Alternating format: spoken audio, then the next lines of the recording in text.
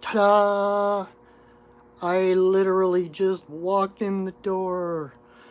Woof-da! Hello everybody, welcome to another Monday, what is it even? Monday mini medicine card readings. Let's see, I'm gonna set my phone there. I just now literally walked in the door, but that's okay because it usually takes people a minute or two to join us. So in the meantime, I've been doing readings all day long in Tacoma, and I had to drive all the way home to Renton, and I was supposed to leave by a certain time, and got a last minute reading, so I'm like, okay. And so I am just getting home, and so I am needing to feed my cute little kitty. See her back there? Say hi to Kira. Getting her dinner ready, and then we will pull some cards. All right. Take you with me. Here you go, Kit Kat. There you go. All right. Woof. How is everybody? Hope you guys are doing well. I am a little tired, but okay. I just need to find my cards because they were in my backpack. Memory. Okay. Now, let's see. Here we go. There we go. Awesome.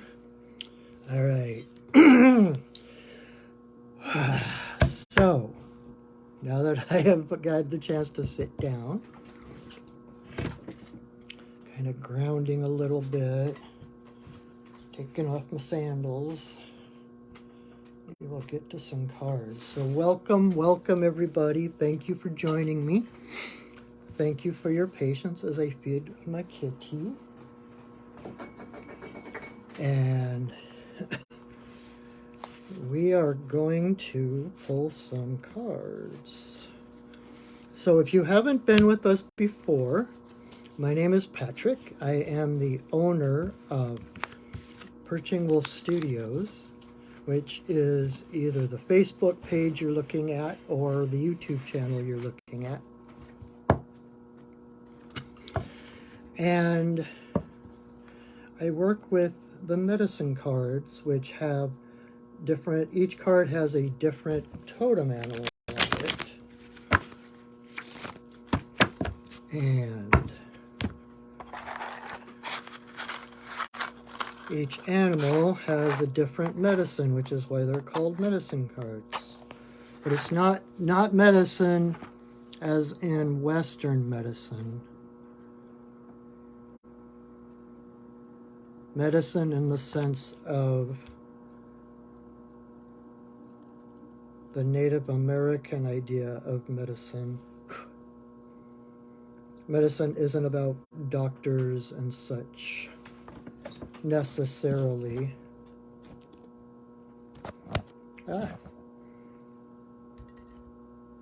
But medicine in that sense is the energy of someone, the energy. So like a medicine man or woman is someone who has powerful medicine, powerful energy, powerful connection to the universe. And so each of the animals has a different medicine, which is the energy, the gift, the wisdom that they bring to the world. And so you have your own medicine. And I am just lighting some sage to smudge my cards, kind of set intention for this moment.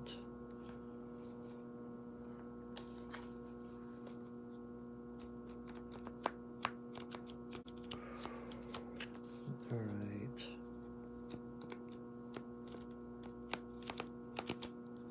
And because I'm a little frazzled and dazzled and do a little smudging of myself.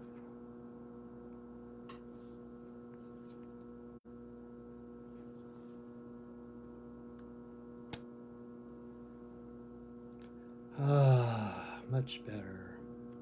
Thank you. All right. So, what we do. Welcome. Thank you for joining me. Thank you to all those who have persistently stayed with me. I so appreciate that. And if you're new here, welcome. I hope you learn something, get a little something, feel a little more empowered in your life from this. So what I do is, hey Amina, I pull 3 cards. I used to pull, when I first started, I was pulling like 6 cards, and I would go off on so many tangents and talk for so long on each card that sometimes we were here for an hour and a half, 2 hours, and I decided that that was just a little too long, especially people choosing cards 5 or 6 or whatever, like having to wait. Plus, they always say, leave them wanting more. So if you do enjoy this and you want more, think about connecting with me for a personal reading, one-on-one, like I've been doing all day today. I love this. I love my work. I love my job. Getting to help people and empower people and helping them to see their strengths and all of that. Luckiest guy in the world. So anyway, so your job is to choose a number between 1 and 3, or a couple of numbers, or all 3 numbers if you'd like. And then I'm going to pull 3 cards and go through them one at a time, or what the meaning is, what the message is, and whichever one corresponds to the numbers you chose, that is your message for the week. So, okay, are we done?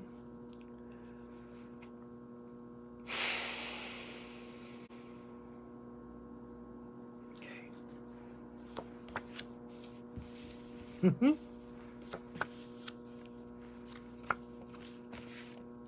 Nice. Okay. So choose your numbers. 1, 2, or 3, or 1 and 2, or 1 and 3, or 2 and 3, or 1, 2, and 3. All right. Beautiful.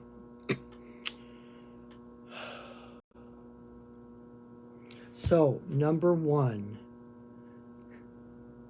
Number 1, if 1 was your card, you got the butterfly. When butterfly pops up, it means that you are in a state somewhere along the line, somewhere in the process of transformation. Hey, Elizabeth.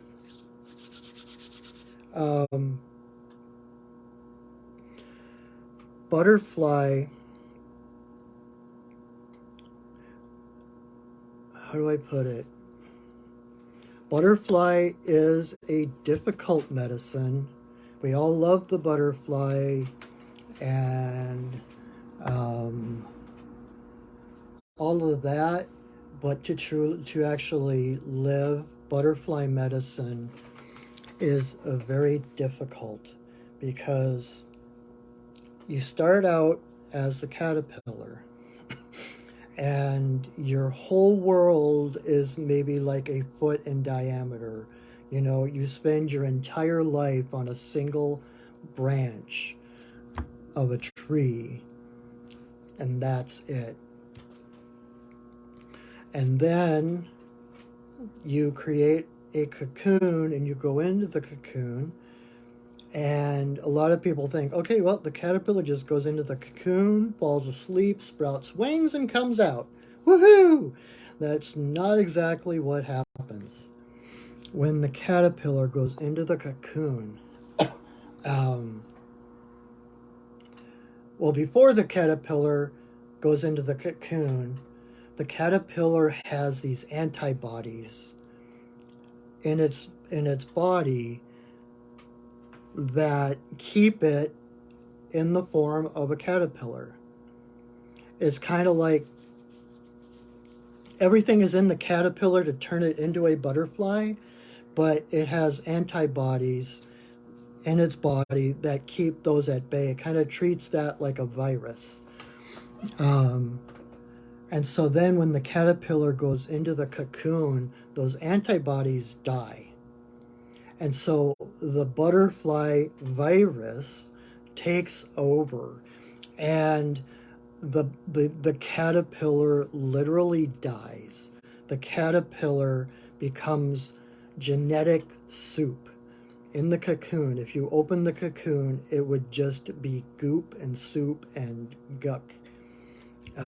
There is no form,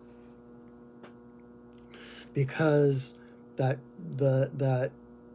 butterfly virus takes over and literally starts resequencing the DNA, and in such a way that the butterfly is created.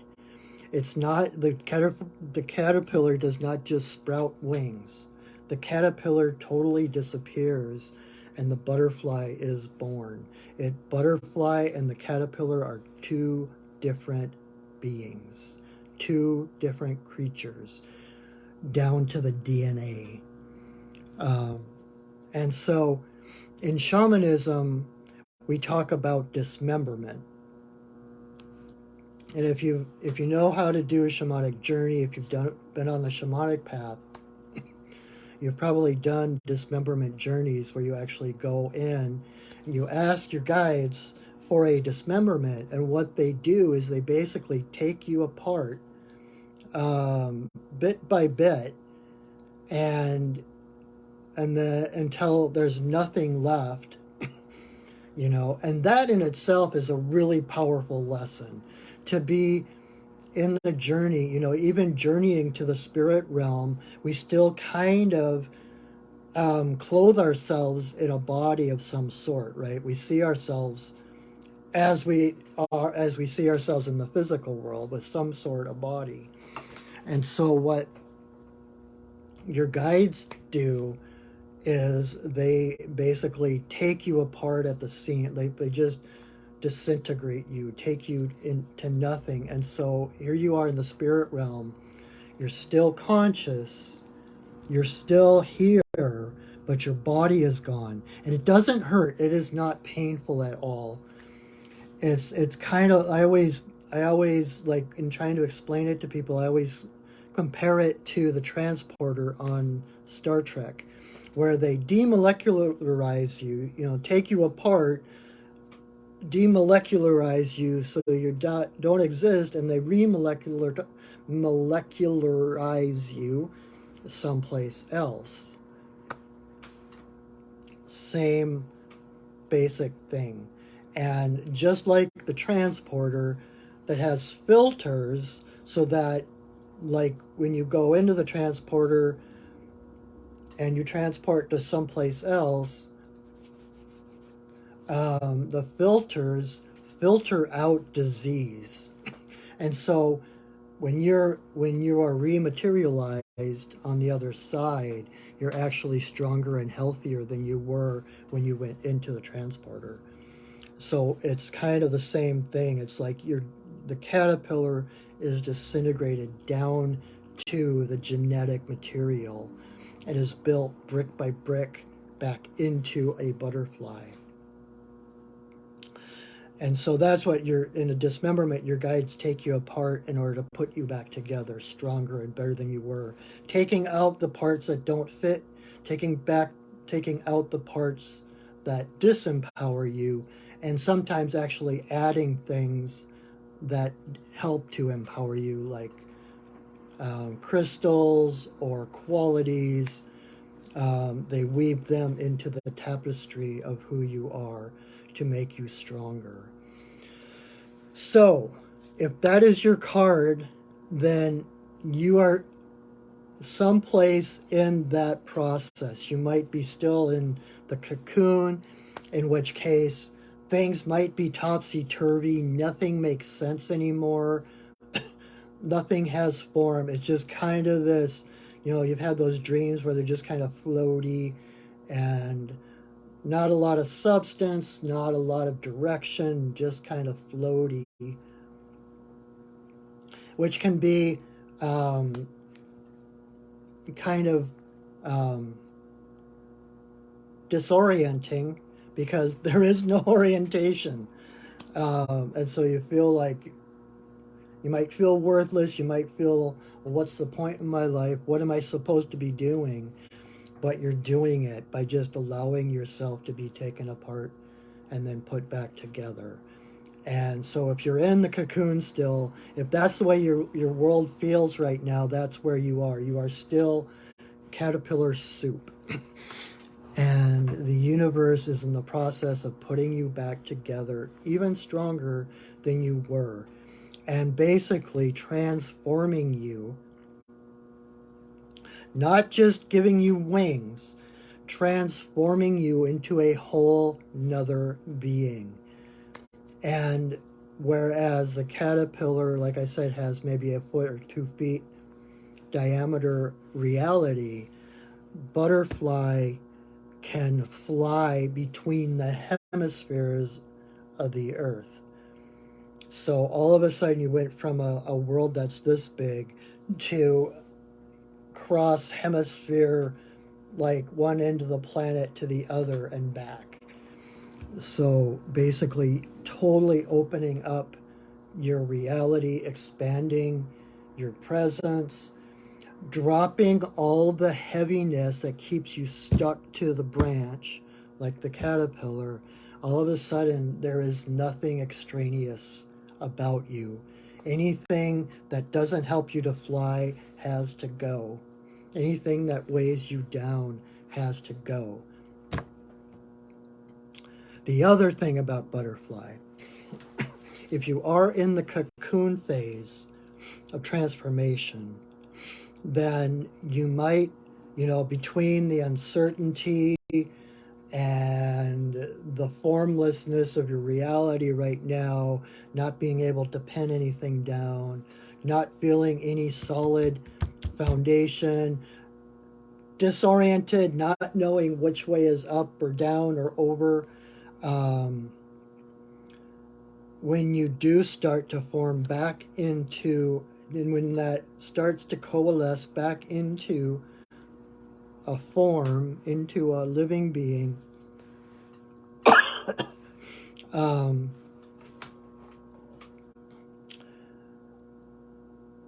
then you still have to push your way out of the cocoon. And that is on purpose. So if you've come through the cocoon thing and you feel like you're right there, ready to be reborn, things might still be a little tough. You might experience some challenges, some obstacles, but those are the fibers of the cocoon that you are pushing through to come out into your freedom. And the reason those obstacles are there is kind of like Nietzsche. What Nietzsche says about, what doesn't kill you only makes you stronger. These challenges are basically exercises, like doing reps. The challenges are to strengthen you like running around the block or, going for walks and stuff to strengthen you, pushing through that cocoon, the resistance is strengthening you because the butterfly has in its guts, it has this fluid. And as it pushes out of the cocoon, it pushes that fluid up into the wings and makes the wings usable. If you were to cut open the cocoon and let the butterfly out, the butterfly would die because the butterfly could not fly, because it needs that resistance to activate its wings.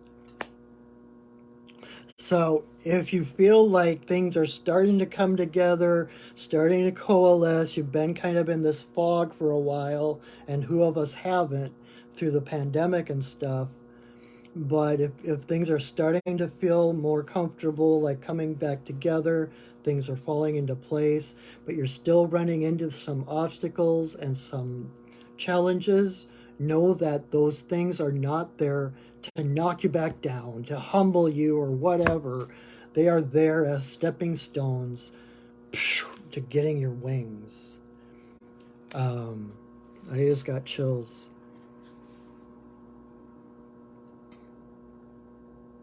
And then, literally, the world is your territory. There is no place you can't go.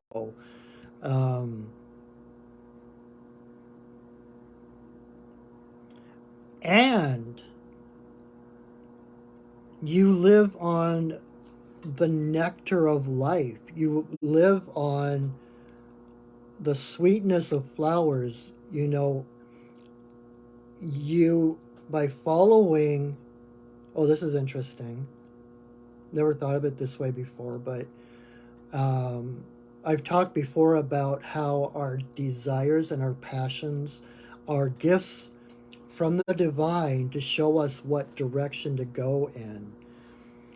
To butterfly, those are the sweet spots, that hunger for sweetness, that hunger that draws them to the flowers that feed them, the sweet spots, the bright spots. If you've ever seen the videos about that show what flowers look like to butterflies and to other insects, it's like, oh my God, they're like just radiant and like ultraviolet and these other colors and colors that we can't see as humans.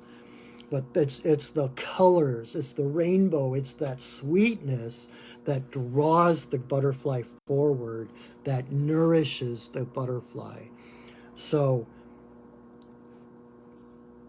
hopefully you have your wings, you have come through the cocoon, your wings are strong, and you're starting to follow those things that call to you rather than avoiding the things that don't.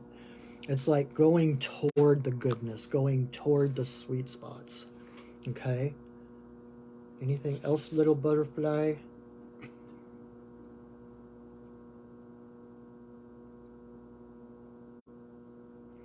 And letting your true colors show.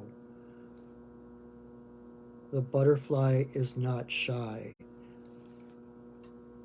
They have their beautiful colors showing. And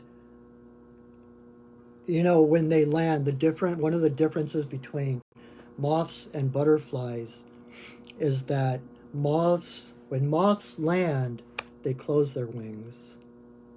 When butterflies land somewhere, they open their wings. So number one, they are showing their true colors. They're not closing it up. They're showing their true colors. And just like that, like the open hands, it's opening to receive. Never thought of that before. But even their wings are kind of heart-shaped, so it's like the open heart that receives the sweetness of life. You've earned your wings. If you're experiencing challenges, hang in there, because they are soon you will forget all about them, because in your freedom, nothing else will matter. Okay? So that was number one. Number two, If 2 is the card you chose, you got Otter. Otter is the presence of the divine feminine. Otter is the feminine principle exponentially. Otter is all about flow, non-resistance, inclusiveness. Otter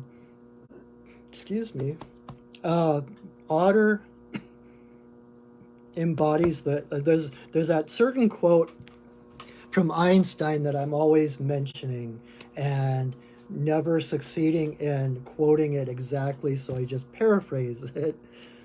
But what he said is basically that the greatest decision you will ever make is whether you live in a friendly universe or a hostile one. If Otter is your card, Otter is popping up to remind you that you live in a friendly universe. That the universe is built for you, and that everything in it is for your betterment and your well-being. Otter does not recognize any natural predators. If Otter meets another creature, they are greeted as friend, as family, until proven otherwise. And so there's that inclusiveness, and Otter is like, basically, if the river became an animal, it would be Otter. Otter is like an embodiment of the spirit of the river itself. They are sleek and flexible and they like just swirl and curve and roll and tumble and flow with the water, almost as if the water has become alive. And so it's about that flow. They don't have obstacles. If they encounter a challenge, if they encounter an obstacle, it becomes a game. Everything Otter does is play. And so if there is an obstacle, if there's a challenge, it becomes, rather than being a block or an obstacle, it becomes a puzzle. A puzzle engenders play, engenders curiosity, engenders education, learning, expanding, where obstacles, blocks, engender, I don't even know what the word would be for that, but it's like no change, no growth, separation from the universe. Well, the puzzle, like the butterfly being drawn forward by that sweetness of life, it's the puzzle and the curiosity that draws forth the Otter. And again, I just got a Star Trek image. Like, there's an episode of The Next Generation where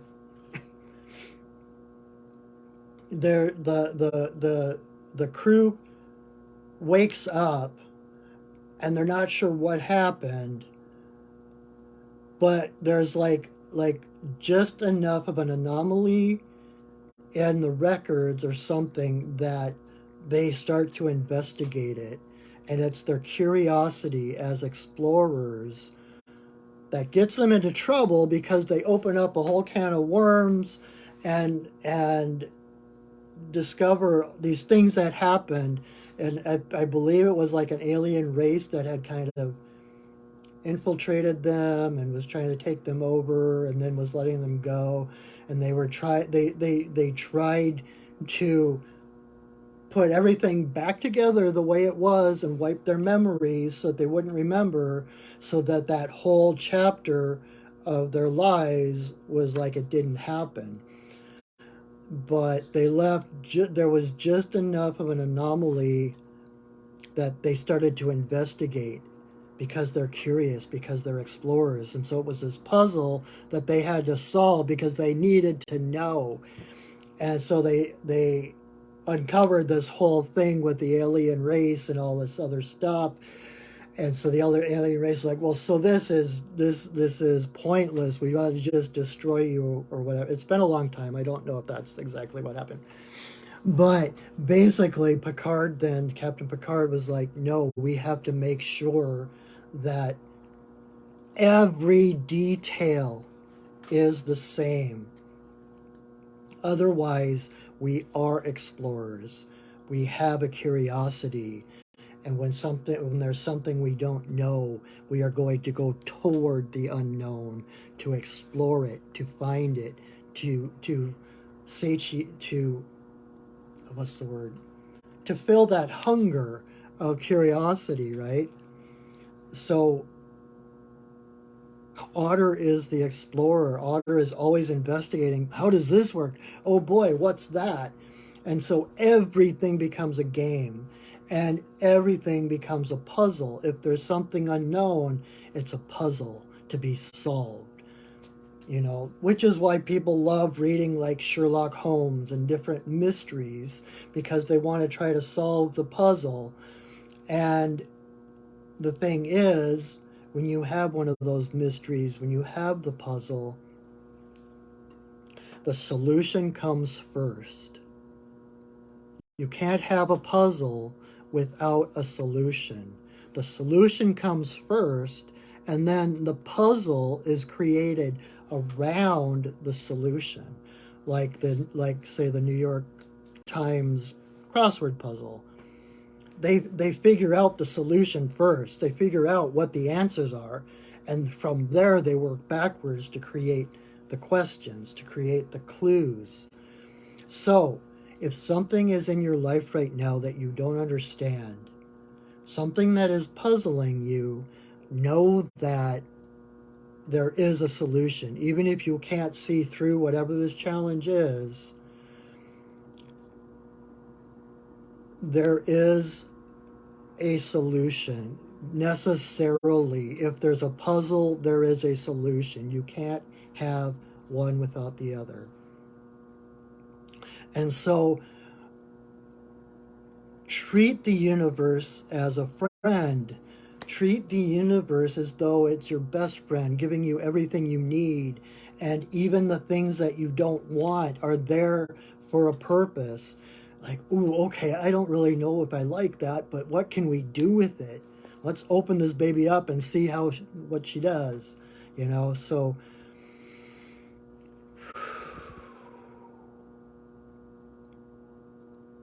be like water. Be water, my friend, like Bruce Lee says. Otter is the epitome of being like water. Water is the softest and the strongest thing on the planet. Water is shapeless, it's formless, and because of that, it sorry, I'm a little distracted. If anybody knows who John Lockley is, he's an African shaman. I just took a workshop from him, and I just got the message on my screen that he just started following me on Instagram, and he just left me a message. Okay, fanboy moment over. Anyway, so you live in a friendly universe. Everything around you is for your betterment, for your exploration, to satiate, if that's the word, your curiosity. So keep that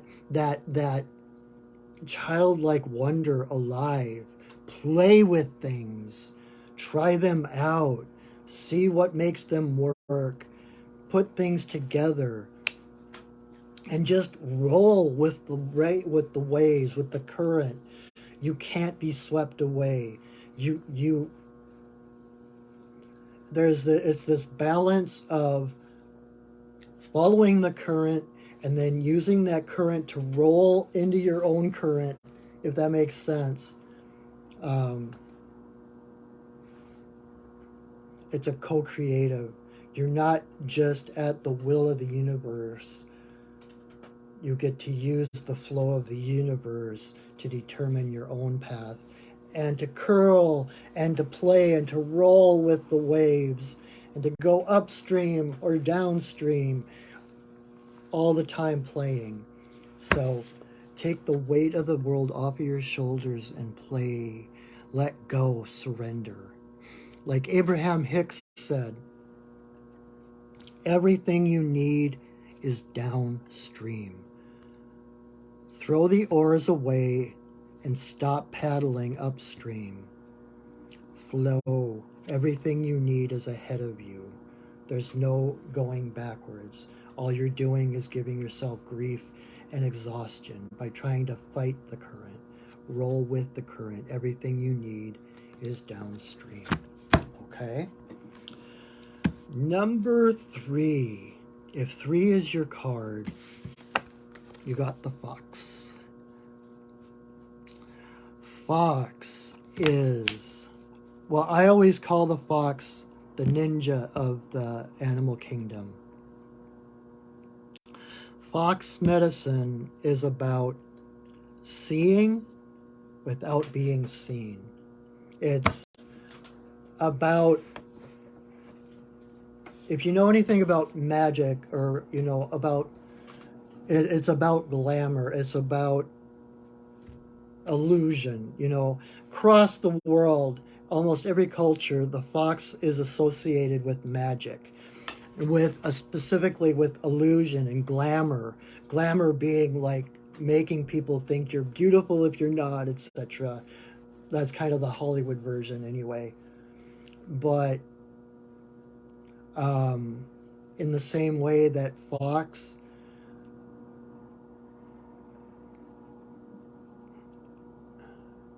crazy like a fox, being that cunning, rascally trickster that fox is, they are really difficult to catch, which is why the fox hunt has been so popular for so long.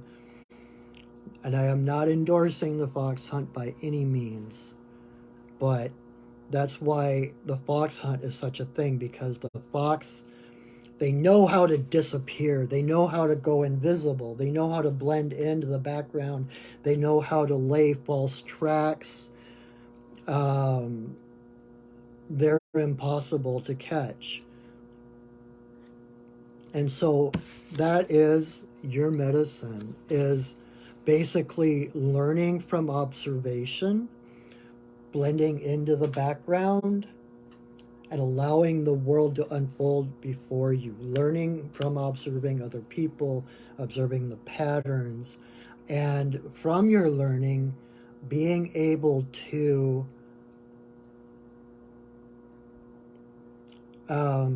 shift and change physical reality, because wow, I'm learning a lot tonight, because there's a lot of things coming through that I have never heard or felt or thought before from my guides. But the irony is, Fox is such a great illusionist, but the real illusion is this world. Physical reality, the physical world, is an illusion. It only exists because we perceive that it exists. Because we vibrate at a certain frequency, the same as the frequency of all the things around us. That's why they're solid. But beyond that, this world is an illusion. It does not exist.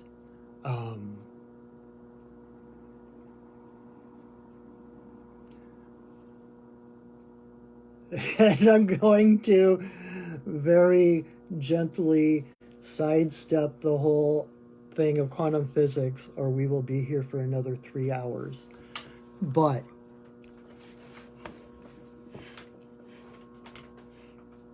especially from the Eastern philosophies, They talk about the dream of reality. The world is a dream and it's an illusion. And because of that, because we are in the world but not of the world, we are a spirit having a human experience, not a human having a spiritual experience. We are part of Creator, we are part of the divine that influences the world around us. That's the fox.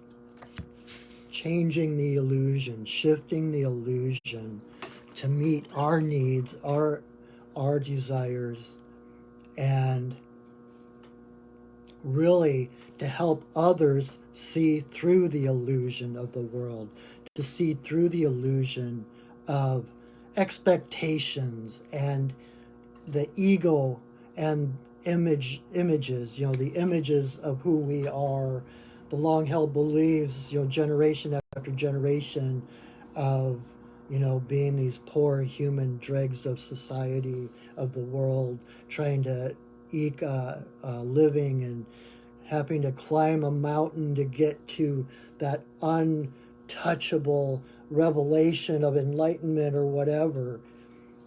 It starts here. It's all here. The truth, the reality beyond the illusion is within you. It's who you are. And the world changes to shift to mirror that divinity, that magic within you. And so when you have that fox medicine, it's like, don't get caught in the illusion of the world. Don't get caught in the illusion of Newtonian physics versus quantum physics. Don't get caught in the illusion that A plus B equals C, or that, causality, this plus this equals that. Okay, I'm being dragged into quantum physics. It's just such a big topic to go into, but know that you are beyond the physical world, that beyond this causes this, seeing it as the illusion that all realities exist at the same time. All time exists at once. And we are the creators of reality. We are part of the divinity that creates what we see.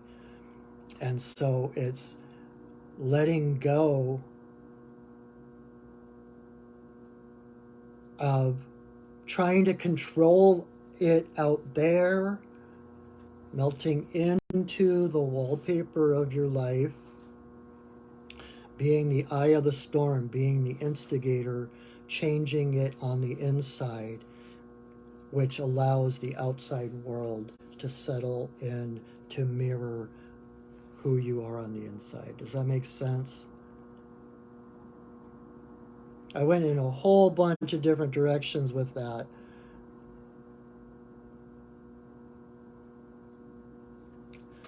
And the last thing Fox wants to say is, don't be afraid to be crazy. Where Fox is concerned, it's not even thinking outside the box. There is no box. And when you start to follow your heart, when you start to live the life that you came here to live and affect the world around you rather than the other way around, people are going to think you are crazy, literally. Like all the inventors in the world, everything we have, every invention, every bit of progress we have made in society came from somebody who was thought crazy by other people. Because it's the crazy people that see through the illusion, who see other possibilities. They're not boxed in by expectations, by specific principles. They see through that to what can be. So, like the Wright brothers in the plane,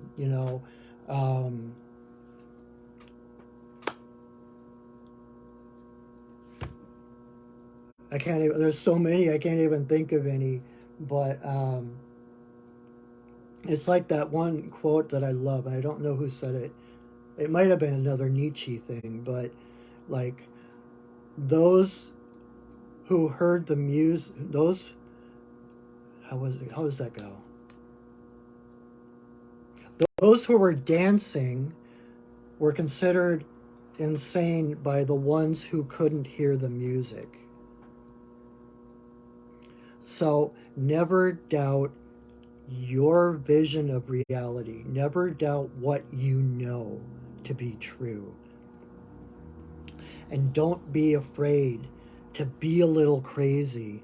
If you've ever been on my website, shameless plug, perchingwolfstudios.net, perchingwolfstudios.net. The main picture on my home page is from a comic that I drew. I'm also a cartoonist, for those who didn't know. But it's me as Daniel Boone with my coonskin cap jumping off this cliff. And it's from a comic I did from a real life adventure that happened to Daniel Boone, where he jumped off a cliff to get away from some indigenous people that were chasing him, and he ended up landing in a pine tree and safely getting to the bottom, but he just leapt off the cliff. And the quote is from Epictetus, and it's something like, if you want to improve, basically you need to get used to looking stupid and crazy. Or again, I don't remember quotes exactly, but that's the gist of it. That in order to improve, you're going to look stupid. You're going to look insane. Do it anyway, because it's like that song by Seal. We have to get a little crazy to save ourselves, because doing it the way we've always done isn't working. And so we have to go crazy. We have to look outside what we consider normal. Another thing Einstein talked about was that you can't solve a problem with the same consciousness that created the problem. You have to expand beyond the problem to get context in order to create a solution for that problem. So this is about expanding beyond. Go crazy. For the sake of the world, go crazy. Live your life, live your truth, no matter what anyone says, because it's the crazy ones. I would challenge anyone to mention somebody that they admire, someone who is a hero to them, someone who changed their lives who didn't have fox medicine. Your heroes are not the ones who played it safe. Your heroes are not the ones who followed all the rules. Heroes are the ones that changed the world, that changed the rules, that looked beyond expectations and lived their truth, whether it fit into other people's ideals or not. Those are the heroes of the world. If this is your card, this is you. Be a hero, be crazy. Don't let others box you in.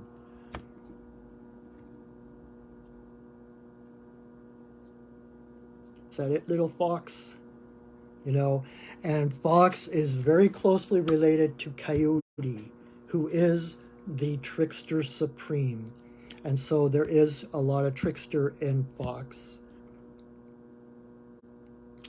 And so as far as helping others, It's almost tricking others into enjoying themselves, tricking others to look in the mirror to see themselves.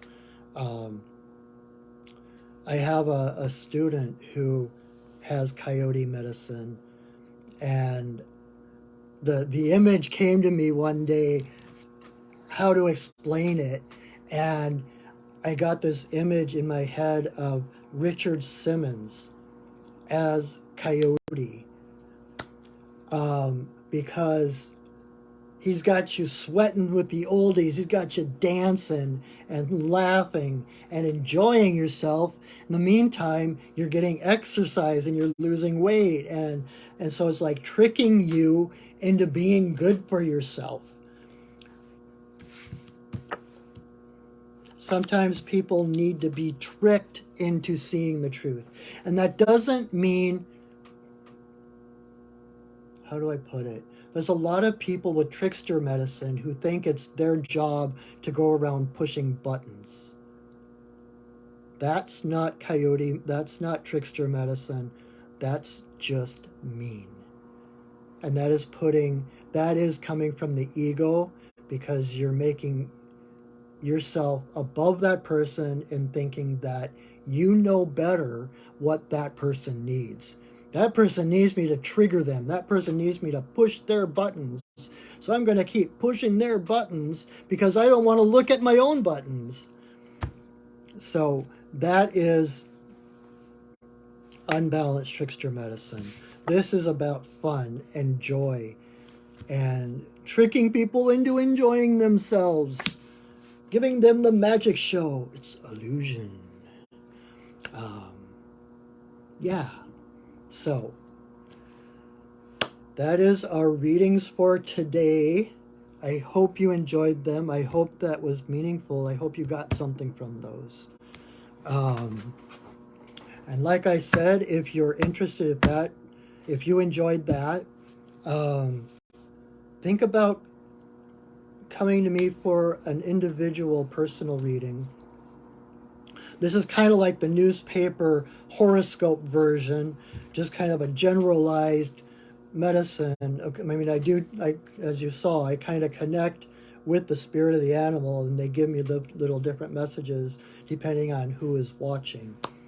But in a personal reading, you get 5 cards, and all to yourself, all pointing to you and what you need and how to see your life, and where to go next or whatever. So, and like I said before, I was doing this all day today, and I still look forward to coming back home and doing this for you tonight, because I love my job. So please, let me support you as you support me. That's what we're here to do. And this is my full-time gig now. And so I am here to support you. I am here to empower you. I was just I did a reading for someone today that had never had a reading before, and they were freaked out. You're like, what if it's bad? And I'm like, there is no such thing as a bad reading. At least if the reader knows what they're doing. Because basically, when I do a reading, I start from the fact that you are already whole, you are already divine, you are already a high-frequency being of divine love. The cards just kind of point the way to get back to remembering that. The cards aren't there to judge. I am not here to judge. I am here to help pick you up from where you are and to help you remember where you're going, to help you remember who you are. If you don't walk away from one of my readings feeling empowered, feeling lighter, then I have not done my job. So it would be my deepest joy to do a reading for you. So feel free to check out my website, perchingwolfstudios.net. I'm not sure, but I think I keep seeing little orbs going around. Cool. My fairies are back. But yeah, I would love to help support you. That's my job. I am a shaman. I support my community who supports me. It's a beautiful infinity loop that keeps on giving. So it's for the benefit of all beings. It's a mutual benefit, mutual healing. So check that out. And I do other things besides readings. I also do other shamanic services. I can, like, ceremonies and healings, soul retrieval, fairy doctoring, different things to help empower you even further. So check that out. See if anything resonates with you, or if you even just, you don't know what you need, but you want to talk to someone, you want a shamanic point of view, come see me. I love that. I absolutely love that. So come see me. We will help each other out. And meanwhile, I feel like I'm forgetting something. If you weren't aware, I do another live video on Wednesday nights, starting at 7 o'clock, not 7:30, but I do a sacred pipe ceremony. I'm a pipe carrier. I have a sacred pipe. And so my basic purpose is to set sacred space for others to come together and offer their prayers and their intentions to Creator, to Great Spirit in sacred space. So for about an hour or so, 7 to 8-ish, come and join me, same place right here on Wednesday nights at 7 o'clock Pacific time. And otherwise, I believe that is it. So I will post this on my Facebook page, and also I will upload it to my YouTube channel. I have Perching Wolf Studios YouTube channel. If you haven't checked that out, go there and subscribe. It's all cool. I'm going to be doing some more videos other than just these. So that is exciting. And feel free to share this video far and wide. And I hope to see you here next week. Come again, bring your friends, share the love, all of that. So thank you again so much for joining me. It means a lot to me. Yeah, I so appreciate this. I so appreciate your presence here and your support. And so until I see you again, know that I love you, that I see you, and that I honor you.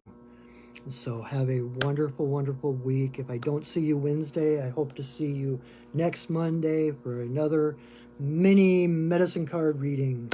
So have a wonderful, wonderful week. Go shining. All right.